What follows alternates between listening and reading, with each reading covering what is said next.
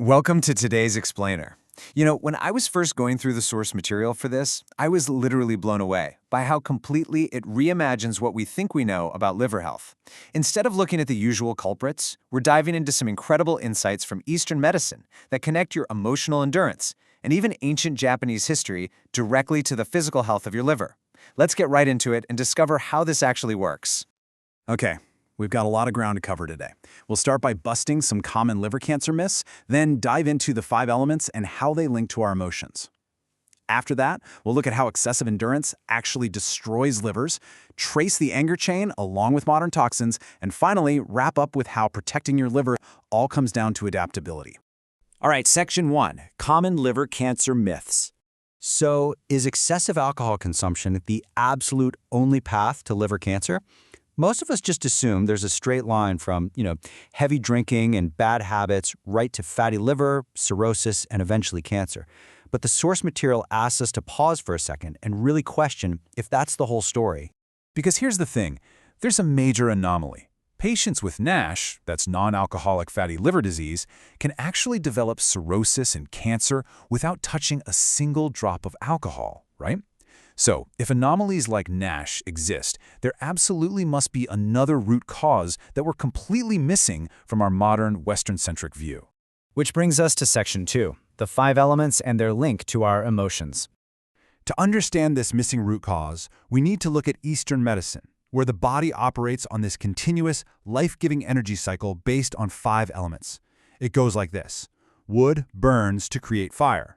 Fire leaves ash, which becomes earth. Earth holds minerals, forming metal. Metal creates condensation, which is water. And finally, water nourishes the roots of wood. This continuous loop is literally the foundation of the Eastern medical framework. Now, what I found absolutely fascinating in the source is how this philosophy maps specific physical organs and their primary emotions directly to these 5 elements.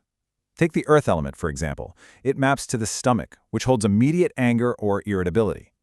But look at wood, which maps to the liver. The primary emotion attached here isn't explosive rage, it's endurance. It's the silent act of holding back and just bearing a heavy burden. Let's move on to Section 3. Excessive endurance destroys livers. To really prove that alcohol isn't the original historical culprit for liver disease, the source points us to a fascinating reality from the Edo period in Japan. These ancient doctors observed liver distress centuries ago. Way before modern convenience stores or 24-hour bars were even a thing. Get this. Back in 1657, the Great Fire of Meireki devastated massive parts of Edo, modern-day Tokyo. In response, the Tokugawa shogunate strictly banned the use of lamp oil for commoners. Since 80% of the population were just regular farmers without any electricity, they literally had to go to sleep at sunset. Late-night binge drinking was completely impossible. So this ancient concept of liver disease couldn't have come from alcohol. It had to come from somewhere else entirely, specifically the heavy toll of agricultural hardships and intense emotional endurance. Even the Japanese language itself reflects this ancient understanding. There's a word, kimotama, which roughly translates to guts or liver. But when you say someone has strong kimotama, you aren't saying they're aggressive. You're saying they have immense patience. They're unshakable. They can endure incredible hardship without ever complaining. The idea is that when you're forced into a situation where you have to suppress your true self and just endure, your liver is the physical organ taking that hit. And this creates a really dangerous disconnect in our bodies. Your brain might try to rationalize the stress, right? It might say, hey, I can tolerate this miserable job for a few more years, no problem. But your liver doesn't rationalize. It just absorbs all that stress, quietly reaching its absolute breaking point, completely under the radar of your conscious mind. Which leads us to Section 4, the anger chain and modern toxins. The explainer details how this unexpressed anger literally descends and intensifies as it moves through your digestive tract. It starts up in the liver, which silently handles that suppressed anger and endurance. But if it goes unresolved, it spills over into the gallbladder, which processes deeper resentment, like the feeling of being forced to do tasks you absolutely hate. And finally, it hits the duodenum, where it transforms into violent, seething, uncontainable rage. It is literally a downward spiral. Now, think about what happens when you take that deep internal emotional stress and combine it with the physical toxins of modern life. When you work so hard that you skip meals, your body starts breaking down muscle, which creates toxic ammonia that your poor liver has to frantically clean up.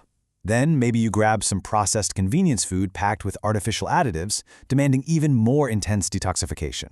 Top it all off with staying up late worrying about work, which totally blocks your parasympathetic nervous system, the rest cycle your liver desperately needs. You are basically forcing an emotionally exhausted organ into complete physical overdrive. So how do we actually fix this? Let's get into Section 5, Protecting Livers with Adaptability. In Eastern medicine, there's this really beautiful concept called MIBU. It's considered the highest level of medical philosophy over there. MIBU basically means addressing the root cause and curing a condition before it becomes a full-blown sickness. Instead of just waiting for a tumor to show up on a scan, this approach is all about changing the underlying environmental and emotional conditions that are quietly stressing your body right now. Just look at the difference in approaches here. If a patient has severe liver failure, the Western approach might be to perform a literal organ transplant. But think about it. If you send that same patient right back into the same miserable job, suppressing the exact same emotions, that brand new organ is going to come under the exact same attack. The Eastern approach argues that you absolutely must cure the patient's environment to truly heal the body. Let's bring it all the way back to our 5-element cycle. Remember how water nourishes wood? Well, since the liver is represented by wood, the ultimate preventative cure for liver stress is to strengthen your water element, which in Eastern medicine represents the kidneys. And the core concept of the water element is flexibility and environmental adaptability. Water simply flows around obstacles, right? So, what does this actually look like in real life? On a physical level, the source notes you can support your kidneys by drinking Japanese tea and eating mushrooms, which traditionally nourish that water element. But on an emotional level, it is absolutely crucial that you stop enduring unnecessary hardships just for the sake of others. You have to be adaptable, like water. If your environment is crushing you, change it. Ask for a job transfer or just quit.